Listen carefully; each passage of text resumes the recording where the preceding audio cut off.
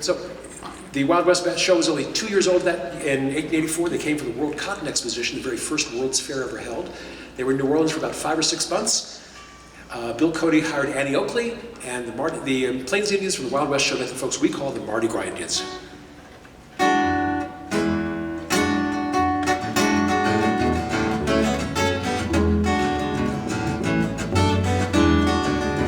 want to thank Sid for a great job on the sound.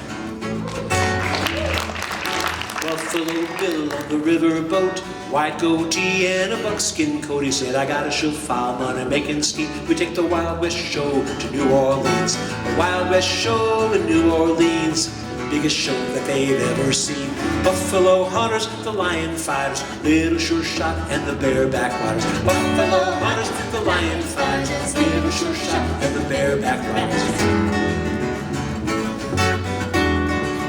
Gathered at the fairgrounds late at night, big pipe of wild by flambeau light, turkey feather and the circle dance, cowboy songs and Indian chants, African dream and a woman float, African girl in an Indian suit, the strangest thing that you ever saw, cowboys and Indians at the Mardi Gras, the strangest thing that you ever saw, cowboys and Indians at the Mardi Gras.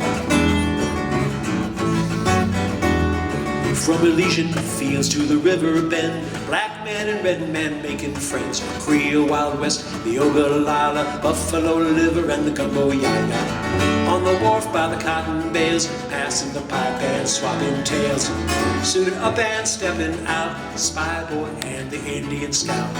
Suited up and stepping out, Spy Boy and the Indian Scout. The Mardi Gras Indians are found only in New Orleans. They're African-American folks who, in the mid part of the 19th century, made elaborate feathered beat costumes they call Indian suits. They did it as a way of breaking into highly segregated Mardi Gras celebrations, and as a way to pay homage to Gulf Coast Indian tribes that harbored escaped slaves. Every Mardi Gras Indian tribe is neighborhood-based.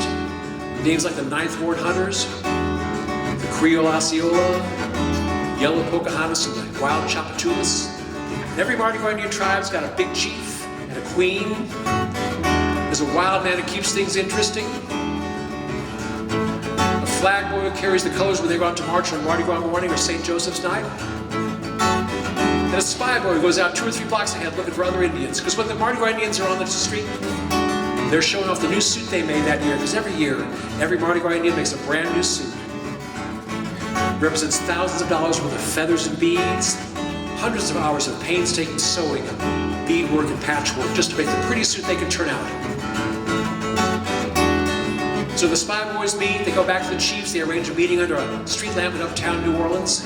They face off, they're singing, dancing, showing off those suits. And one of the songs they sing is one you might remember from the hit parade back in the early 1960s.